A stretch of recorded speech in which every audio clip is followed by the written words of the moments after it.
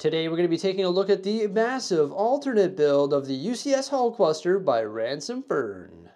We've got all the parts sorted. I went ahead and parted out that set not too long ago. All 4,049 pieces have all been isolated by part type. So we've got plates, bricks, curved slopes, tiles, corner bricks, Technic elements, all separated by part type. So we're ready to get started with the build.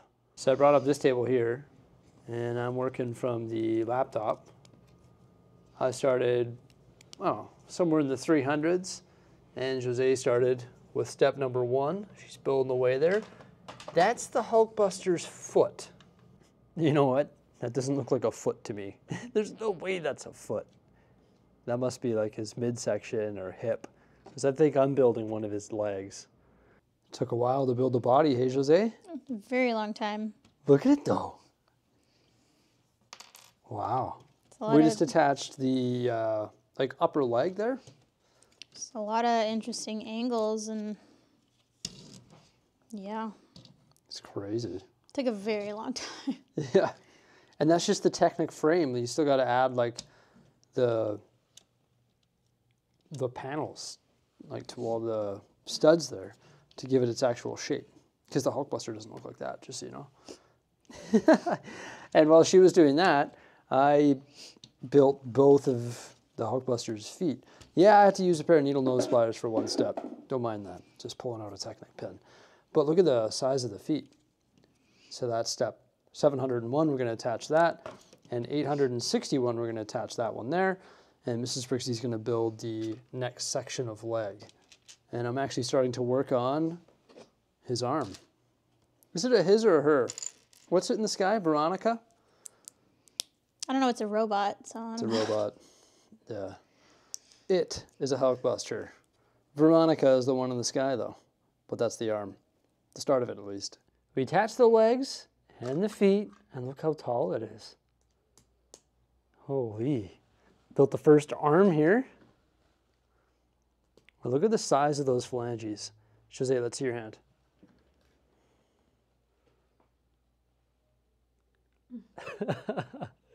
That's insane.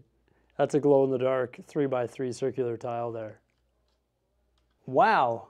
Got the body, got the 2 legs, just started filling in that leg. Got to do the same to the other one there. Standing tall. Pretty sweet. We've got the 2 arms here ready to be attached. Step number 1,908 and step 2,115.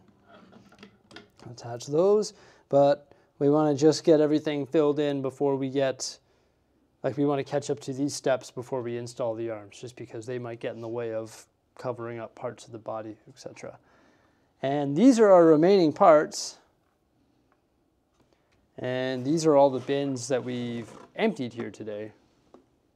So we've condensed a bunch of them and just used all the parts from certain part types. And now what we're going to do is we're going to pack this up, and I'm going to finish the build tonight at home, because we've got to go get our kids from daycare. But I look forward to most likely finishing it tonight. Once I got home, I set up my build table there and decided to set up a time-lapse camera so we could capture me building this rebrickable model. And this really does demonstrate how much moving around is involved when you're building a rebrickable model, because you have 4,049 pieces divided among however many bins.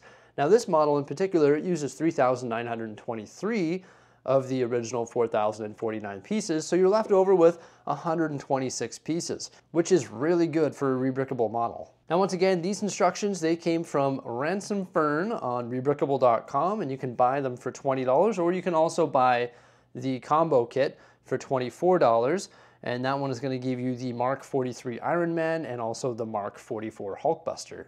Big shout out to Edward all the way from Australia for hooking up the Hulkbuster. Like, thank you, that's so cool, man. Look at this epic thing that we're building here today. Now it's funny, when you're building a rebrickable model, it takes a lot longer. Like, I thought Mrs. Brixie and I were going to be able to get this done at the studio today, but I had to build into the night until about like 10:45. Granted, I ate dinner and hung out with my kids for a bit, but it was an entire day of building.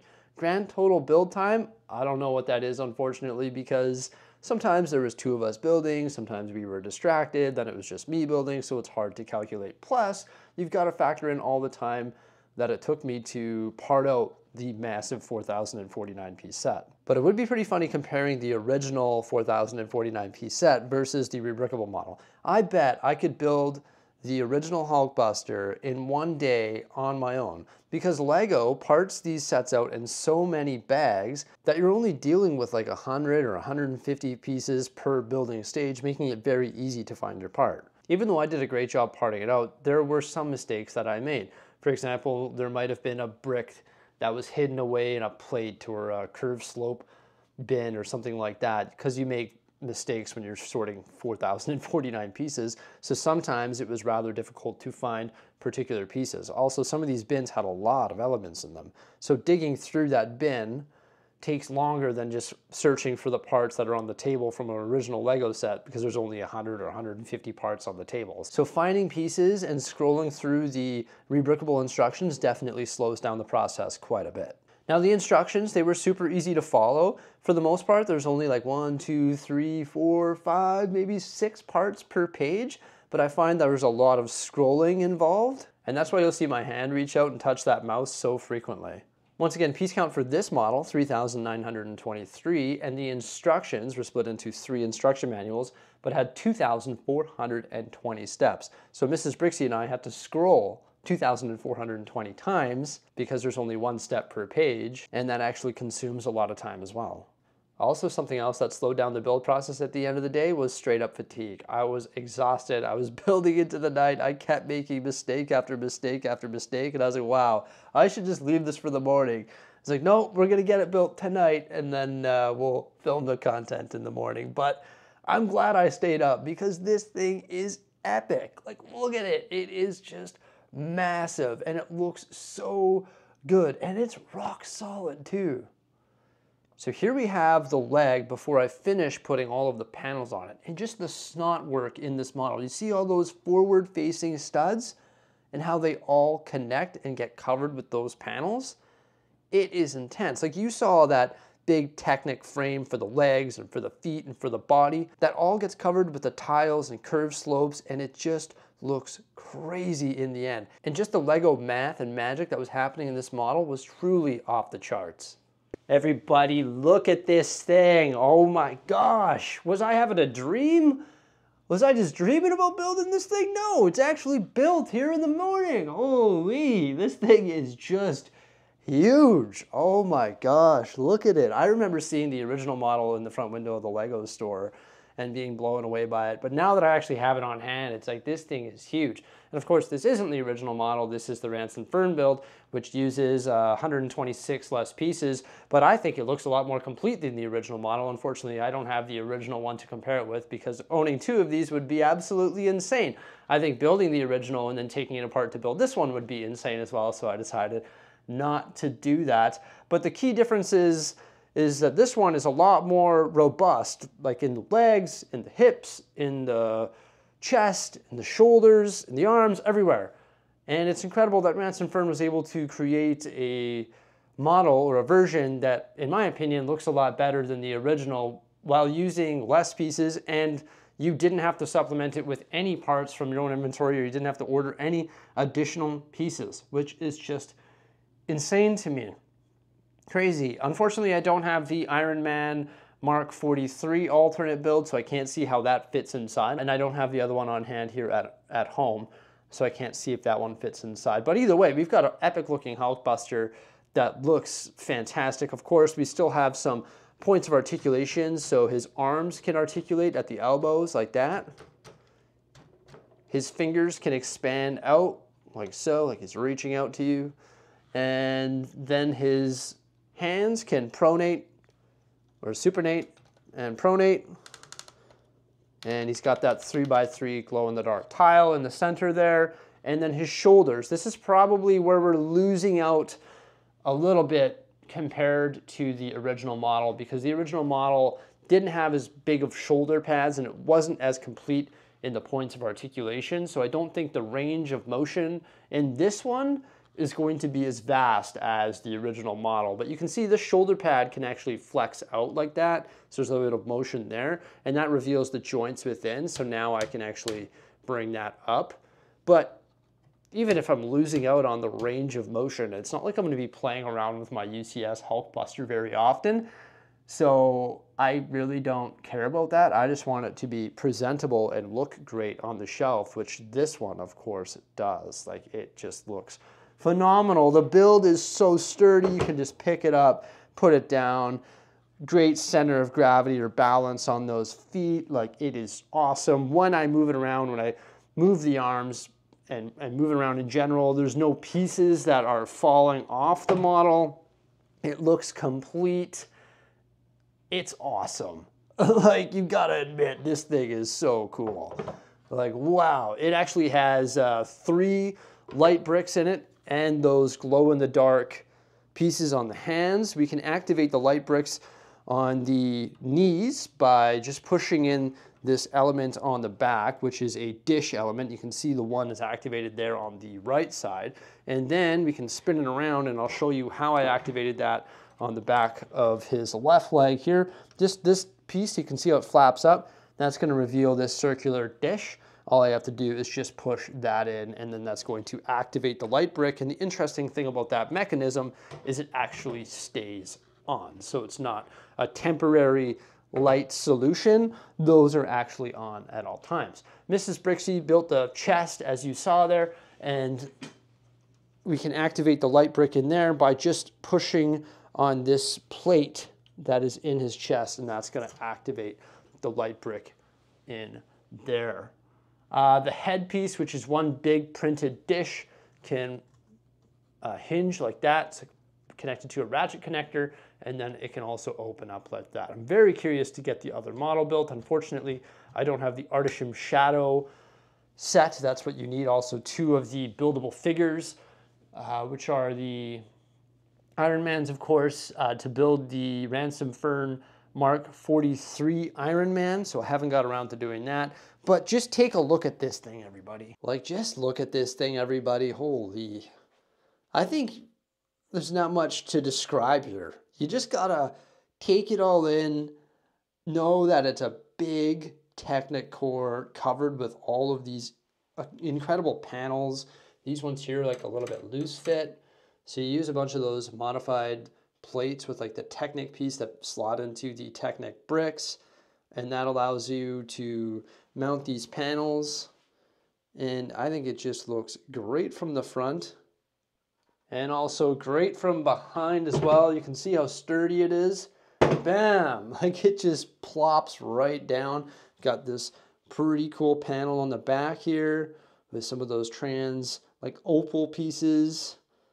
The sparkly ones that look like Hulkbuster thrust, right? The back of the legs. These are the parts that flip up, and there's the activation for the light brick.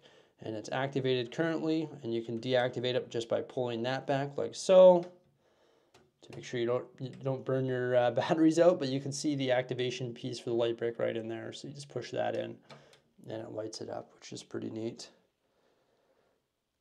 Now there is the UCS specifications plaque, and this is the only sticker that we used from the sticker sheet. There wasn't instructions on how to make it angled like that, but I just grabbed some additional pieces from the instruction, or from the leftover pieces, and came up with my own little design there.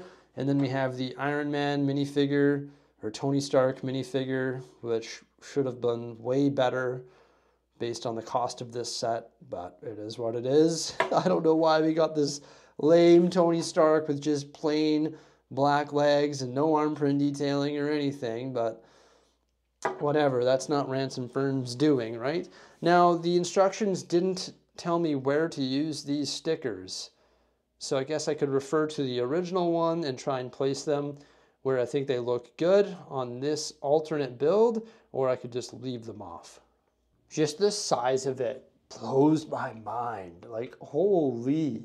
And everything just blends together so seamlessly. Like, when you put these panels on, some of them are a bit loose, but then you start putting more pieces on and they all sort of lock together. Sure, lots of these have like points of articulation on them, but that's just so they can be at that perfect angle to fill in the body. We got the massive head there, and this can open up. It's just like connected to the ratchet connector, so we open that up, and then the entire shoulders can pivot like that as well. And then you've got some little builds in here like these ones with the wheels on them, and that's what's going to lock the buildable figure in place, and we would be able to slot the figure inside. You see that plate right there? That's the one that activates the light brick. So you just got to reach your hand in and either pull it this way to turn it off or push it in to turn it on. And then we have some nice greebling on the chest here. I love all the ingots that were used in this set. There's like the gold ones. There was 3 different shades of gray, and this model is so cool. I can't wait to bring it to the studio and place it on the shelves with all of the other Marvel sets. It's going to be just massive. It's so cool. Wow. I don't know, like words are hard to describe it, right? I think you just more so have to look at it and marvel at it and be like, holy cow, that looks amazing. Now this is what we call an alternate build. So the designer, Ransom Fern, he built this using just the parts from the original Hulkbuster. So when rebrickable model designers do that, they try to stick with only using the parts from the particular set that they're working with.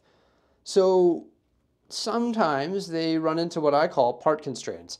And sometimes when you build it, you'll notice like, oh, this thing is missing a plate here. Like maybe we should have filled in this little gap in there with a 1x2 plate to make it look more complete.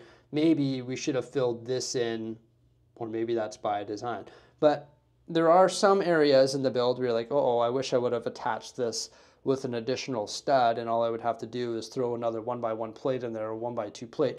But what's really cool is rebrickable model designers that build alternate builds work with the parts within the set, and for the most part they want to try and stick to using just those parts, so customers who are buying the instructions like you and I don't have to supplement these massive alternate builds with more parts that they would have to order or source from their own inventory.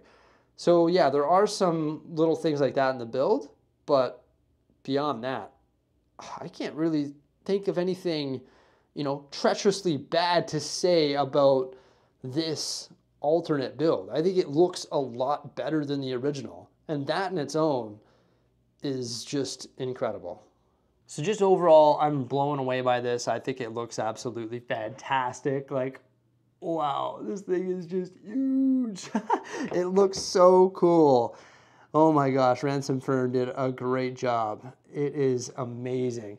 Everybody, I hope you enjoyed our build and review of this. We got her built in one day. It took a little bit longer than I expected, but I'm happy that we finally have this Hulkbuster built. Thank you once again, Ransom Fern. Thank you once again, Edward. And thank you to everyone who came on by to check out this video. I appreciate it as always. Please remember to like, subscribe, and stay tuned.